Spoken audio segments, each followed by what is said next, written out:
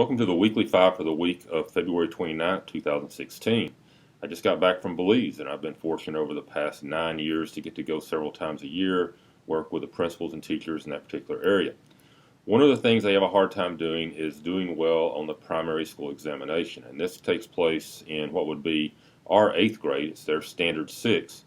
And in the Toledo District of Belize, the place where I go, is that they score very low, have a very difficult time preparing their students to get to the point where they have satisfactory levels of performance on this particular exam.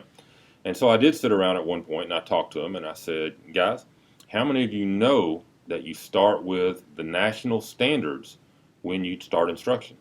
And there were very few people that actually did that. And one of the things is that if you're not starting with the standards, then you're teaching blind. You know, that would be like in Texas here. If that we did not pay attention to the Texas Essential Knowledge and Skills when we began to create instruction, then we may be the best teacher in the world. But if we're not teaching them what they're going to be held accountable for, they're not going to do very well.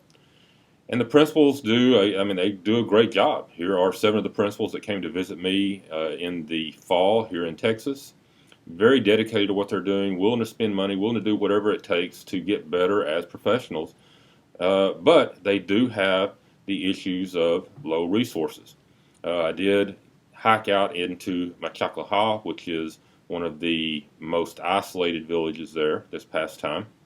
And what you have is many times teachers that have multi-grades in a classroom. They may have 30 or 40 students in a classroom, and they're having to make multiple lesson plans and try to be able to be able to reach these kids in a way that is meaningful. And so one of the things that I want to start doing is work with the teachers and principals, at least within the small group, and I'm beginning to work with just 10 of the schools right now. And in that group, take the national standards and begin to create these lesson plans, kind of like we have in many of our schools, curriculum guides, so that they know that they're starting here. Here are some strategies to use to be able to impart it to them, and here are some assessment strategies to be able to try to help prepare them for the PSE. But to do this, I need help. So bottom line, if you have any interest in working with some of these standards and creating curriculum guides to help do this kind of stuff, let me know. I think one of the things we can do is divide and conquer to the greatest extent possible.